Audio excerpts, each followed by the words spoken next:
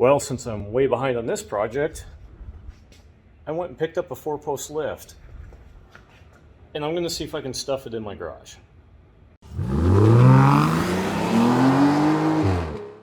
So I got a pretty good deal on a 4-post lift. I paid $2,500 for it. It's a 9,000 pound and should fit my garage. I've got 10-foot, 2-inch ceilings, and my garage door hangs down about 22 inches. I figured I could get it up about another 18 inches. I'm not going to do that now. I'm going to do that after I get the lift set up, but it's a high lift kit.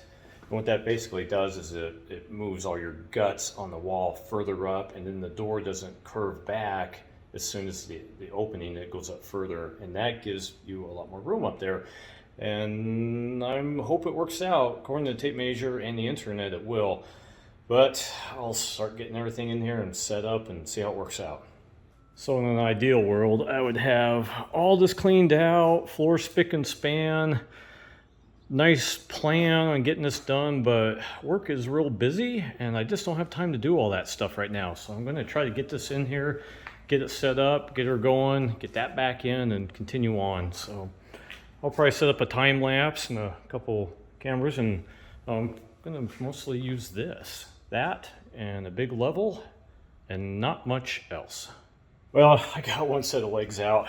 This is a huge pain in the back end if you're doing this by yourself, the engine hoist. The problem I had was finding just the right balance to get the things twist and sit. And then of course, this thing wants to ratchet up, so you can't really use this to pick it up. You have to go off the leg. And now I've got to get this back down for when I get these, the ramps up and out. And I don't know if I can do that with one engine hoist or not, but I'm going to keep messing with it and see if I can do it. But I got one more end piece to set up, so I'll work on that, and you can kind of see already how it's going to sit in the garage. Height is good. This pump, I don't want it sticking way out here because I'm going to park a car on the side, but this can go right here. I even thought about turning the whole thing around, but then the pump is in that far corner, and if the garage door is closed and the weather's bad or something, I don't want to have to try to squeeze back in there just to run all this. So I would much prefer it over there, but that's the way it goes. Well, I think I'm going to hang it up for the day.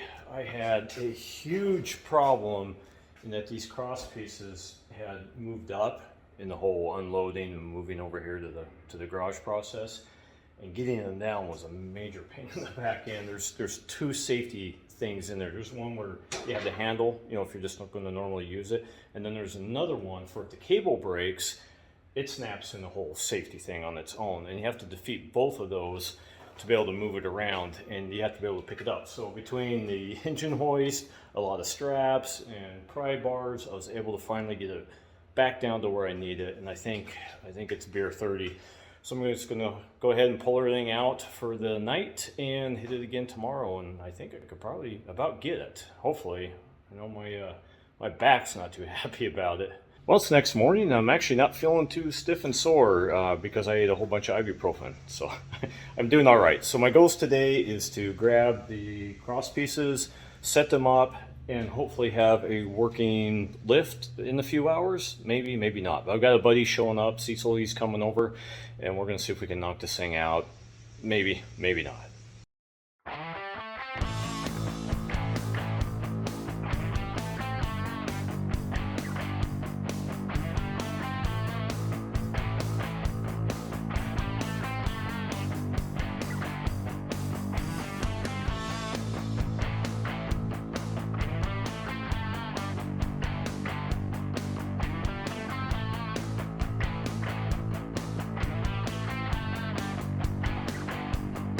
Got the ramps on, or whatever they're called. I'm going to grease up all these pulleys for the cables before I put them back on. And I still have to make sure everything's level and square and true and all that kind of jazz. And so I've got a big level, a tape measure, that should be all I need. And these cables go through up in here, and they actually go down, come back around, and then hook here to the hydraulic ram. That's kind of what makes it all work.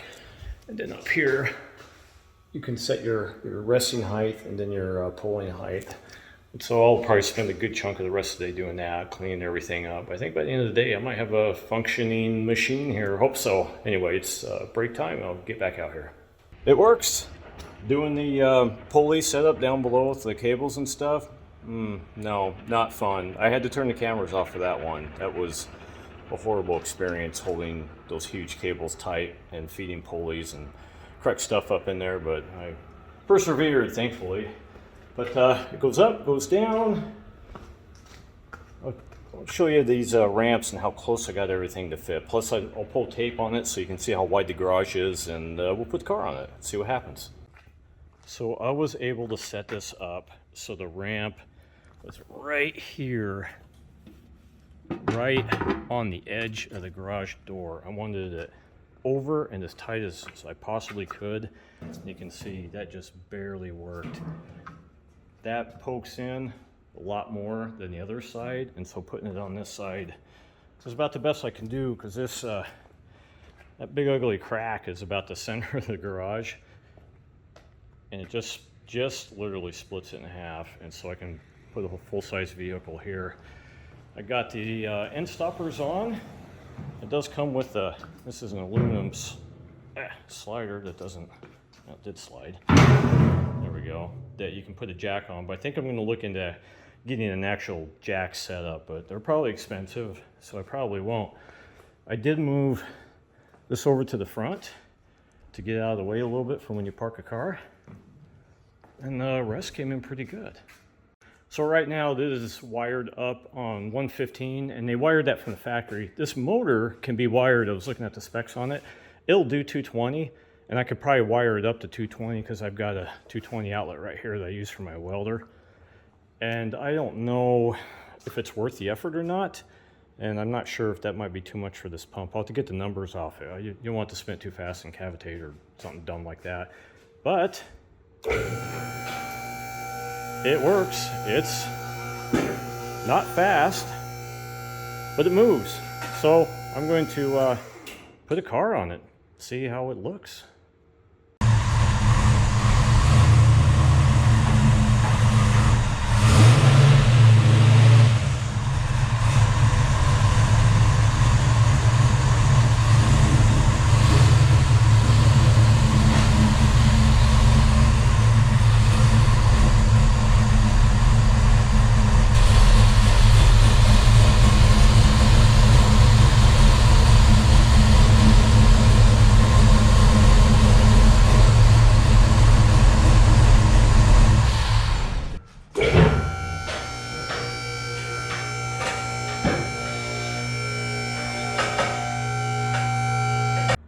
And that is as high as you're gonna go before modifying the garage door. I don't think I wanna put it up too much more.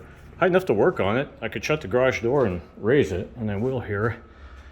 But you're definitely not storing two cars until you do something about that. But sure is nice to get that thing up in the air.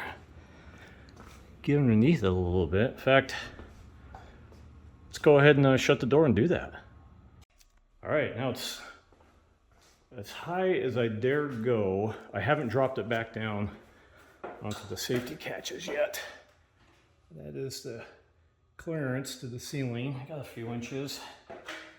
My ceilings are 10 foot, 2 inches right there in the middle.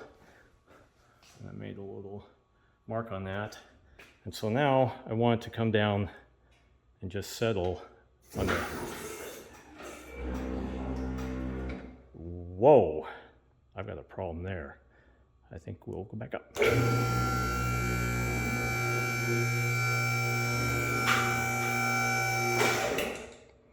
That is...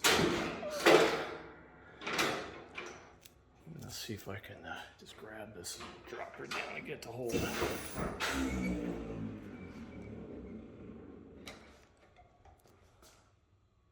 I think that did it. Had to help it a little bit. It really settled. Like that's gonna tell. So let's see how much room I got. So if I had garage door clearance And honestly, that extra little room up there, I might not even be able to go this high because of the way garage door is. I'm not sure. Might have to back the car on there. I don't know. Let's get this on there. That is 59.5 inches. And can I, oh yeah, I can totally, see, I can totally stand around up in here, do stuff. Show you my horrible exhaust welds. Oh yeah, easily. Oops. Oh, that gets jammed up. I'm gonna have to do, looks like I still gotta do a little bit of adjustment here and there. Some tweaking. And I think I'm going to go ahead and mount those into the ground. You don't really have to, but I'd feel a lot better about it if I did. And I'm going to spend all day tomorrow cleaning it. It's dirty, there's spider webs all over it. Found lots of eggs and things like that happening. Families, they got to go, so they're going to. I'll make sure everything is tweaked and still leveled a little bit, like that, you know, that side was loose there on the lock. Definitely going to be addressing that, checking everything else out. And in the future, I'll probably do another story, like a 6-month follow-up, because I'm going to add lights to that, because you can see how dark it is, and that's not going to fly. I need to add some lights. I might add an outlet over there on the side, so I can have some easy power, maybe even some air would be pretty cool. And I'm going to have to invest in like a full, you know, high-lift transmission jack and oil change, and actually maybe get to use this a little bit. What I'm really hoping is there's enough room here, like if I want to yank an engine in the winter, that's up high, and I got maybe another car down low, I can shove that out a little bit or enough. I can go ahead and do that without having to drop and play a, you know, vehicle merry-go-round, which will hopefully not happen. But anyway, I hope you enjoyed this video, and yeah, the 4-post lift will fit in a 10-foot garage. And I know other people have done it, but here's me doing it on my own for 2,500 bucks. Hope you enjoyed this video, and we'll see you next time.